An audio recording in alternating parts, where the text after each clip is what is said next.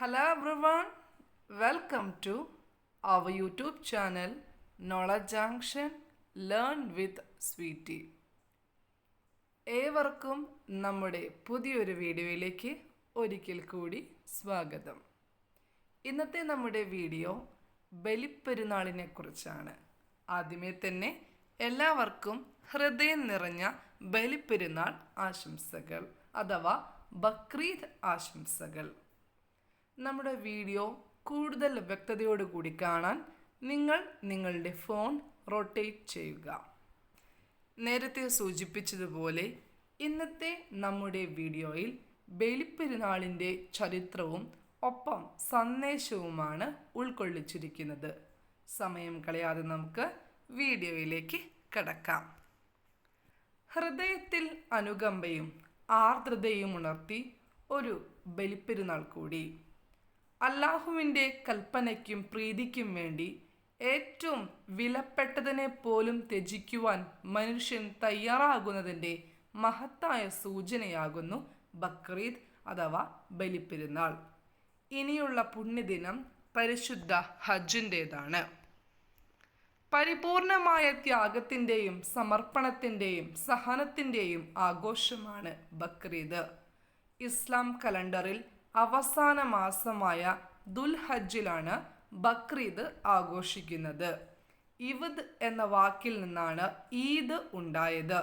ഈ വാക്കിനർത്ഥം ആഘോഷം, ആനന്ദം എന്നൊക്കെയാണ്. ഈദിൻ്റെ മറ്റൊരു പേരാണ് ഈദുൽ സുഹ. സുഹ എന്നാൽ ബലി. തനിക്ക് ഏറ്റവും പ്രിയങ്കരമായത് ഈശ്വര സന്നിധിയിൽ ബലിയായി നൽകി സ്വയം തിരുബലിയാകുക എന്നതാണ് ബക്രീദിൻ്റെ ആത്യന്തിക സന്ദേശം. പെരുന്നാളിനെ ആസ്പദമായ സംഭവം എന്തായിരുന്നു? നമുക്കൊന്ന് നോക്കാം. ബക്രീദ്, ഈദുൽ അദ്ഹ എന്നറിയപ്പെടുന്ന ഈ ആഘോഷം ഇബ്രാഹിം നബി തൻ്റെ മകനായ ഇസ്മയിലിനെ ബലിയർപ്പിക്കാൻ തയ്യാറായ സംഭവം ഓർമ്മിപ്പിക്കുന്നതിനാണ്. ഇബ്രാഹിം നബി തൻ്റെ പ്രിയപ്പെട്ട മകനെ ബലിയർപ്പിക്കാൻ അല്ലാഹുവിൻ്റെ കൽപ്പന അനുസരിച്ചു. എന്നാൽ അല്ലാഹുവിൻ്റെ ദൂതൻ അത് തടഞ്ഞു. പകരം ഒരു ആടിനെ ബലിയർപ്പിക്കാൻ നിർദ്ദേശിച്ചു. ഈ സംഭവം ബക്രീദിൻ്റെ ചരിത്രത്തിൻ്റെ അടിസ്ഥാനമാണ്. ബക്രീദിൻ്റെ ചരിത്രം എന്താണ്? 4 പോയിന്റുകളായിട്ടാണ് ബക്രീദിൻ്റെ ചരിത്രം നമ്മൾ ഉൾക്കൊള്ളിച്ചിരിക്കുന്നത്. അതിലെ ആദ്യ പോയിന്റ് ഇന്നതാണ്: ഇബ്രാഹിം നബിയുടെ ത്യാഗം. ഇബ്രാഹിം നബി അല്ലാഹുവിൻ്റെ കൽപ്പന അനുസരിച്ച് തൻ്റെ മകനായ ഇസ്മയിലിനെ ബലിയർപ്പിക്കാൻ തയ്യാറായിരുന്നു. ഈ ഒരു മഹാത്യാഗമാണ് ബക്രീദ് അഥവാ ബലിപ്പെരുന്നാളിൻ്റെ അടിസ്ഥാനം.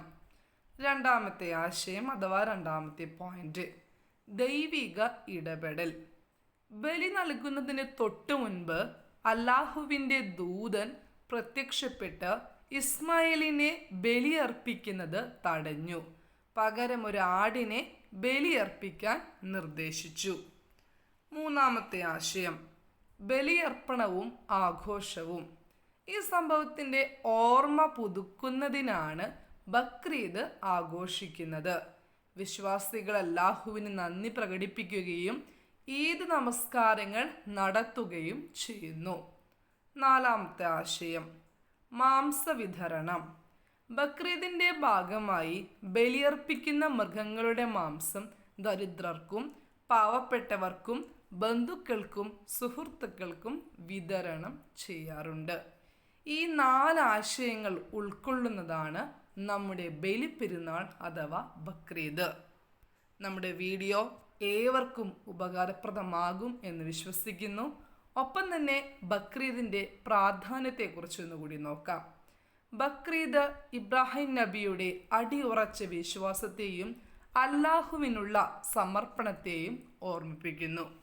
ഒരിക്കൽ കൂടി നമ്മുടെ വീഡിയോ ഇഷ്ടമായെങ്കിൽ ലൈക്ക് ചെയ്യാനും ഷെയർ ചെയ്യാനും ഫോളോ ചെയ്ത് സബ്സ്ക്രൈബ് ചെയ്യാനും മറക്കരുത്. ഏവർക്കും ഹൃദയം നിറഞ്ഞ ബലിപ്പെരുന്നാളിൻ്റെ മംഗളങ്ങൾ ഒരിക്കൽ കൂടി നേരുന്നു. Thank you so much.